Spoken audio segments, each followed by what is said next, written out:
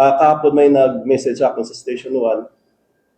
Ginabalangan ng pulis nga, wala nyo ginano. May nadula nga bag sa isa ka department store. Tapos, gin-record niya lang sa mga tawagan naman ulit. Hindi, katuan mo. Then, the problem is, ang department store, kapangayos ang 600 pesos nga para pag-review lang sa CCTV.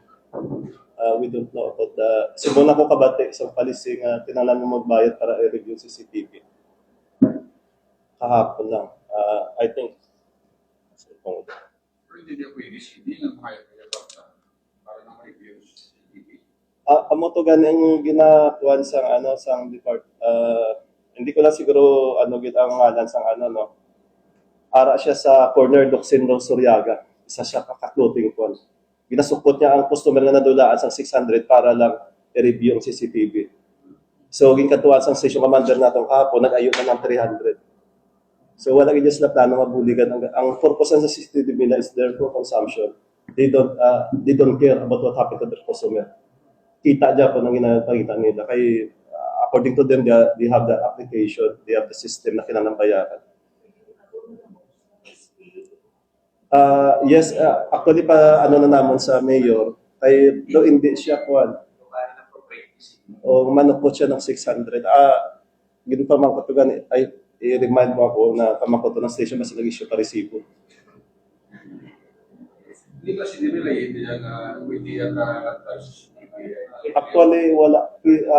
It will be the discretion sa private corporation. But how we can deal these things kung amo sinang approach ang ato ng mga businessman. Dapat ilang taon nang gani malukot ka 600. Tapos nakaayo. Hindi ko na paglawakan ara sa corner Lucin. Floating siya.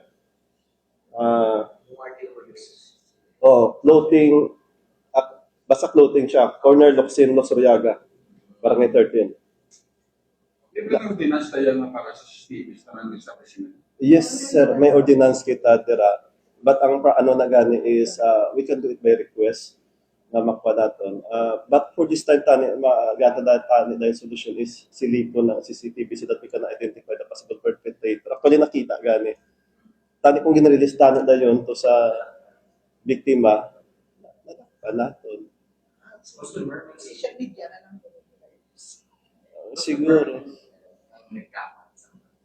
Yes, gindala niya. Nasalaan niya. Siguro nakita yung galap ang gamit. Himo siya na lang. Ang maganda. So, ma-urge na ng CD sa City Council, i-review ang CCTV ordinance regarding sa mga establishments. Yes, mga kapatid may ara na subong silang resolution nga i-amend nila kahit daan naman tong CCTV ordinance, city ordinance natin.